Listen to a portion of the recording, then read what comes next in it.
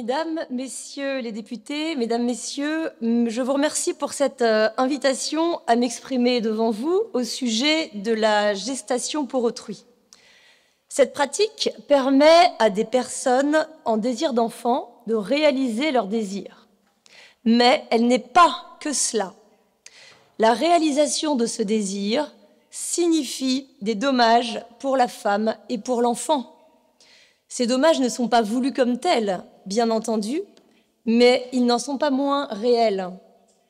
Il y aurait beaucoup à dire au sujet de l'utilisation de la femme, mais je souhaite, dans le temps qui m'est donné, m'en tenir à l'enfant et attirer votre attention sur 3 préjudices qu'il subit. Tout d'abord, la GPA, la gestation pour autrui, réifie l'enfant en faisant de lui l'objet d'un contrat. Le Parlement européen, à plusieurs reprises, a exprimé sa préoccupation concernant ces nouvelles formes de traite et d'exploitation des femmes et des enfants, parmi lesquelles la gestation pour autrui. D'ailleurs, le projet de révision de la directive de 2011 sur la traite des êtres humains prévoit d'ajouter la gestation pour autrui aux fins d'exploitation génésique dans la liste minimale des situations d'exploitation relevant de la traite. Ce lien entre la gestation pour autrui et la traite des êtres humains nous ramène à la Convention de Genève de 1926 qui définit l'esclavage comme l'état ou condition d'un individu sur lequel s'exercent les attributs du droit de propriété ou certains d'entre eux. La gestation pour autrui est concernée parce qu'elle fait de l'enfant l'objet d'un contrat. Contrairement à ce que suggèrent les termes français de gestation pour autrui, la grossesse n'est pas le seul objet du contrat. Elle est le moyen de réaliser ce qui est le véritable objet du contrat, à savoir l'enfant. Et la remise de l'enfant réalise un acte de disposition de sa personne, qu'elle intervienne à titre gratuit ou rémunéré. En effet, celui qui donne ou qui vend un enfant dispose de lui. Il exerce ainsi sur lui un des attributs du droit de propriété, en l'occurrence l'abusus, prérogative par excellence du propriétaire et de lui seul. Tel est donc le premier dommage résultant pour l'enfant, l'atteinte à sa dignité. En second lieu, je souhaite attirer votre attention sur la question de la filiation. L'article 7 de la Convention internationale des droits de l'enfant reconnaît le droit pour tout enfant, dans la mesure du possible, de connaître ses parents et d'être élevé par eux. Or, la gestation pour autrui répartit la maternité entre plusieurs femmes, la donneuse d'ovules, la gestatrice et la commanditaire, la mère d'intention. Comment, dans ces conditions, respecter le droit de l'enfant de connaître sa mère et d'être élevé par elle si on prive l'enfant de la possibilité d'identifier sa mère avec certitude? La pratique va même jusqu'à priver l'enfant de cette mère déjà dissociée lorsqu'elle est réalisée au profit d'hommes célibataires ou en couple. La conception est ainsi programmée d'une manière qui prive l'enfant de sa mère ou au minimum entache sa filiation maternelle d'incertitude pour réaliser le désir d'autrui. Il ne s'agit pas ici d'une filiation de remplacement offerte à l'enfant, comme une filiation adoptive pour réparer la privation de sa mère que l'enfant peut subir du fait des malheurs et des aléas de la vie. Il s'agit d'un effacement programmé, délibéré de la mère pour réaliser le projet d'autrui. Autrement dit, ce qu'une adoption répare, la gestation pour autrui le provoque. Et c'est pourquoi le droit de l'enfant est lésé. En troisième lieu, la gestation pour autrui organise la séparation de l'enfant de sa mère de naissance. dont vient de parler Olivia. Elle expose ainsi l'enfant à un risque traumatique bien connu, la blessure d'abandon. Le but, c'est d'empêcher que la mère porteuse ne s'attache à l'enfant. Mais l'enfant, lui, s'est déjà attaché pendant la grossesse. Et la séparation présente pour lui un fort risque traumatique. Ici encore, ce préjudice ne résulte pas des malheurs et aléas de la vie, comme par exemple lorsque la mère décède, malheureusement. Cette séparation précoce, elle est organisée et acceptée pour réaliser, encore une fois, le désir d'enfant d'autrui, et c'est pourquoi elle lèse à nouveau le droit de l'enfant.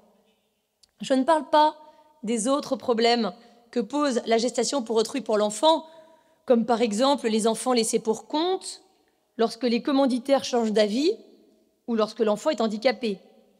Je n'ai cité que ces 3 préjudices que subit l'enfant, car ils existent dans toutes les gestations pour autrui, quelles que soient les modalités, et même lorsque tout se passe bien, même en cas de gestation pour autrui idéale, pourrait-on dire.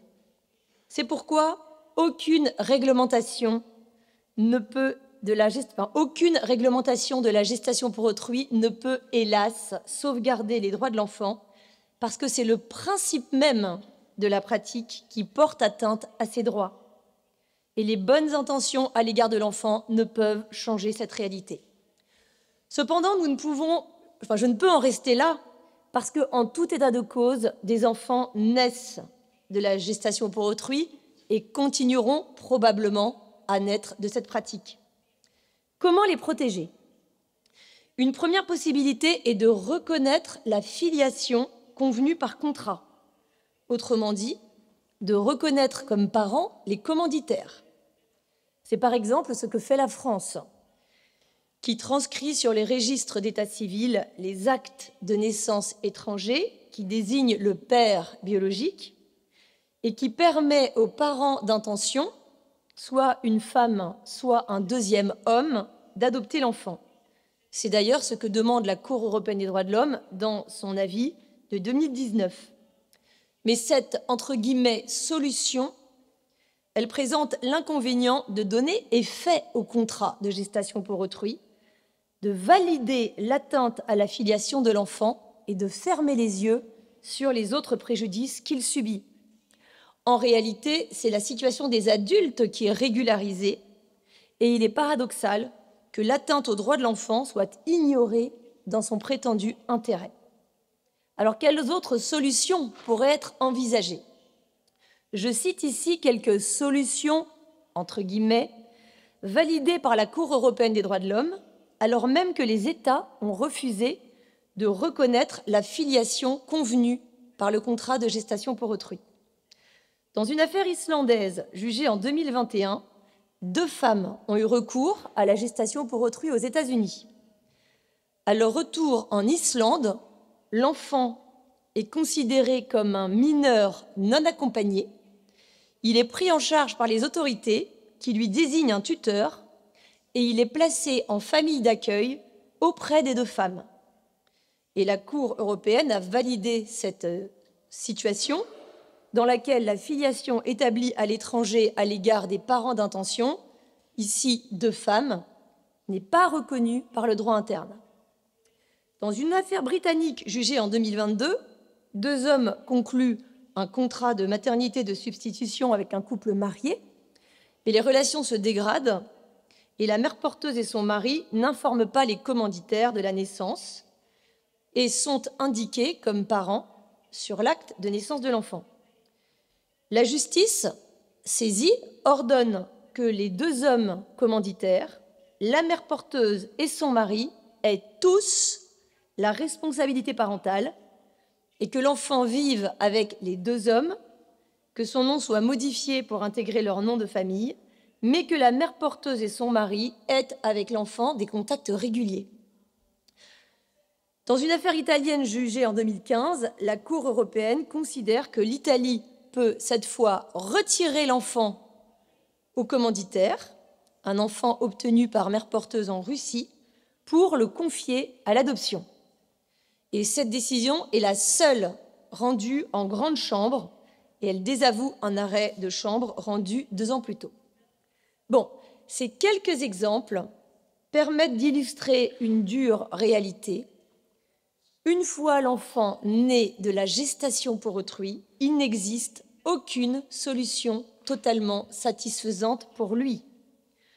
Ou bien l'État régularise la situation actuelle de l'enfant, et alors, il valide l'atteinte à ses droits et il encourage de fait le recours à la gestation pour autrui, ce qui expose d'autres enfants à subir le même sort.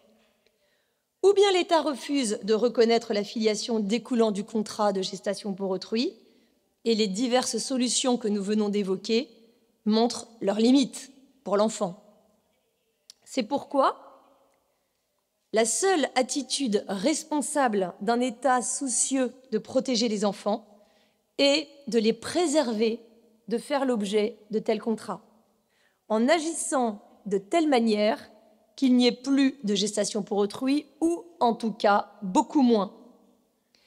Tel est l'objet notamment de la Convention de la Déclaration de Casablanca du 3 mars dernier, signée par 100 experts de 75 nationalités, qui invite les États à sortir de la résignation et à prendre des dispositions pour préserver les femmes comme les enfants de subir la GPA.